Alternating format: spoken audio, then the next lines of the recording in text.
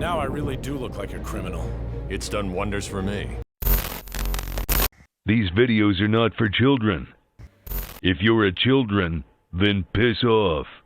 Hey there, it's me, your least favorite YouTuber, Infuso. And I'm here watching yet another Batman movie that I've yet to see. Which I'm learning that there's a couple of those, surprisingly. Today I'm checking out Batman and Superman, Public Enemies. Yeah, boy! This movie brings back a lot of the talent from DC's animated Tim and Deanie-verse, with most of them reprising the roles that they made famous. Tim Daly is back to give his earnest portrayal of the Red Blue Boy Scout. Clancy Brown is back to play his arch-enemy Lex Luthor. Lex Luthor, as everyone says in this movie.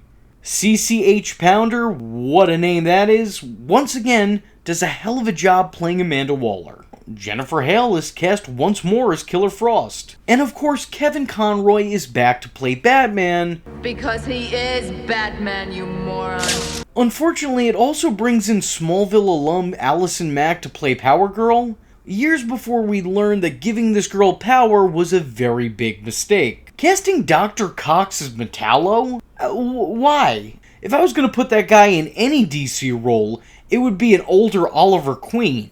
I have a lot of mixed feelings on this animation, but for me personally, I think it mostly breaks even. The character designs are pretty good, with the exception of Power Girl, who really stands out as being awkward looking to me. Not that I'm exactly one to talk. Lex Luthor is the President of the United States, which is a development that I always thought seemed a little bit out there. I thought it was testing my suspension of disbelief. It was a bit too much. Until I grew up, and yeah, this does seem a lot more reasonable now as an adult than it did when I was a child. Personally, I still don't like the idea on its own, but I do like what's done with it here in this movie. President Luthor appoints a superhero task force, set to clean up crime all around the country. Though as you can imagine, superheroes like Batman and Superman don't quite make the roster, rendering the Dark Knight and the Man of Tomorrow not necessarily useless, but publicly less useful. And less used in general. It doesn't seem like the current Commander-in-Chief is looking to let bygones be bygones, as despite all the duties and responsibilities that would come with presidency, Lex Luthor is still primarily focused on sticking it to the Man of Steel. Not that anything's changed on the opposite side of the situation, as Superman isn't exactly ready to hash it out and make peace with the man in the Oval Office. Despite whatever the public perception is, Lex Luthor is still very much the same person. Still the same narcissistic, self-centered, selfish man on the quest to be the best, and destroy the rest. Because being the leader of the free world, as it were, is not enough for the power-hungry Luthor. He's still out to become the hero in the eyes of the people, still set on being more powerful than anything that came before him, and hopefully anything that comes after. His power lust goes so far that it literally sees him injecting himself with kryptonite supplements in place of steroids. Not only making himself stronger, but making Superman in his presence weaker. The man's hunger for dominance is never truly quenched, because the guy sets his goals so high that it's completely unachievable. Unless you have the ability to fly. Throughout the film, there's an imminent threat of a kryptonite meteor about to hit Earth that will surely take the lives of millions. Yet President Lex doesn't have a care in the world, putting his home world, putting his own people at jeopardy. Also, he could focus on getting one over on his old foe. Because to Lex Luthor, it's less important to save the world than it is to turn that world against Superman. And if Superman wasn't able to save half of humanity, then somehow that makes Lex look better? Despite having the powers on his side, he's still not hasty in utilizing them to the best of their abilities, fearing that overusing them lessens him in the eyes of his peers. You see, it'd be very easy for him to just send a couple of supers up to space to stop this meteor, but he very blatantly chooses not to, instead attempting to resolve the issue himself using missiles. Rather than use a tried and true method, a sure thing in order to save humanity, he's instead putting his people in danger just so that he and he alone can accept the potential praise that comes with saving the world. He's meeting logic with delusional narcissism. Eventually, Lex's ego advances to new heights, as he decides that he doesn't want to stop the meteor, he wants to welcome it, because he thinks the world will be less crowded, more sustainable, and more importantly, his for the taking. Alright, I see you out here, Peach Thanos. For a time being, Luthor manages to alienate the nation away from their favorite alien, telling Americans that Superman is now being affected by the kryptonite meteor plunging toward Earth, as it's apparently making him hostile and violent. He frames this as being the reason that Superman is now not only an enemy of his, but an enemy of the state. I think this is a really interesting thing to do, but unfortunately there's not a lot done with it. We never really see how the citizens of Metropolis, or more so over the citizens of the United States, react to the news about their hero's allegedly villainous ways. We don't know if the majority of people actually lose faith in him, because the movie focuses solely on the heroes and villains of this universe. It would have been nice to see how the public reacted to this news, because when we do see the ordinary citizens at the very end of the movie, they seem very accepting of Superman. So who knows if that's something that's changed over time, or something that just always was. Like, here he is beating the holy hell out of the President of the United States, the guy who publicly claimed that he was an enemy of the state, but everyone's just cheering the guy on. I really wish more of an emphasis was put on the societal consensus opinion on everyone's favorite Kryptonian at the time. It would have been nice to see how they took this development. Lex Luthor employs both heroes and villains to try and put an end to the world's finest, basically putting a hit out on Supes and literally making him America's most wanted.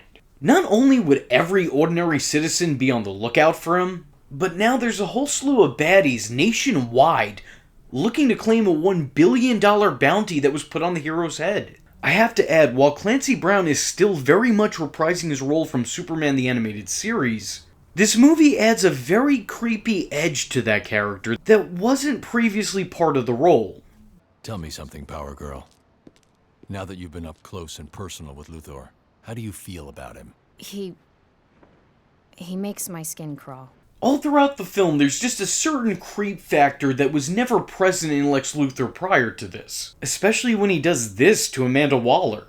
I don't know why he does it, and I don't think anyone has a good enough reason as to why he would do that and why I had to witness it. I don't like it! The movie does present a pretty perfect Batman and Superman dynamic, which is unsurprising given the history of the two actors in the roles and the history that they have playing off each other. But I really love how they put it together here. Even in just passing banter, you get a real idea of what their friendship entails.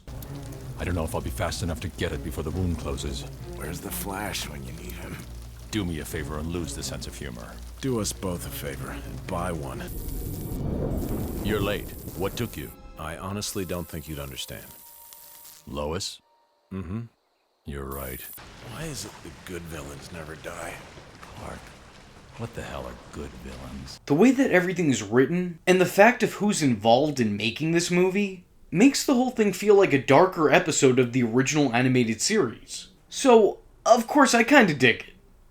The action and fights very often take priority, but they're always well done and contain a bunch of back and forth banter between the heroes and villains of the DC universe. These character interactions are always fun, and that's in spite of how serious the matters behind their meetings are in this, but they constantly propel the plot forward. The movie does pose an interesting dilemma, and that's what makes a hero. Is a hero someone who holds up the rules that are put in place? Or is a hero someone who listens to their own moral compass? What do you do when those in power demand you do something that you feel is immoral or wrong? These are really interesting questions, and seeing these heroes struggle with them, instead of having one definitive answer, kinda makes them feel a lot more human, even if most of them technically aren't. I'll be real with you, this is billed as a Batman-Superman movie, but it really feels much more like a Superman movie that Batman just so happens to be in. There's a reason that Superman gets top billing in the title of the movie. Superman is the main character here, no question about it. And Batman,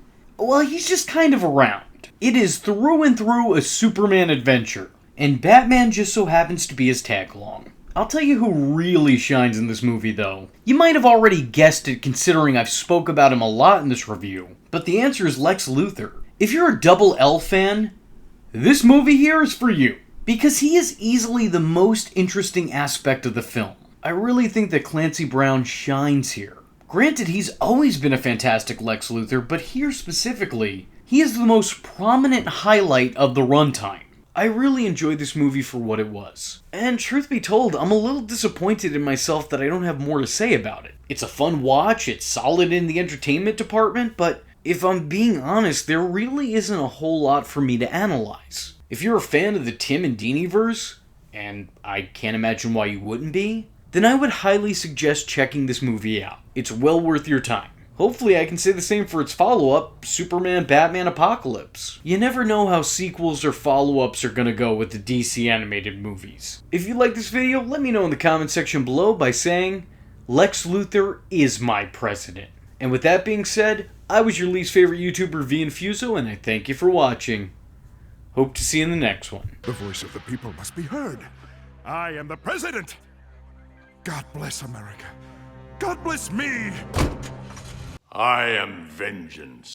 I am the night, and that was V Infuso. Just remember, if you're not tuning in, then you're missing out. So, if you like the words that came out of his mouth hole, and you too would like to become a V-generate, don't forget to like and subscribe.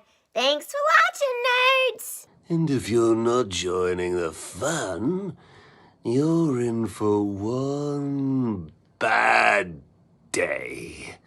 And you know what they say about having one bad day?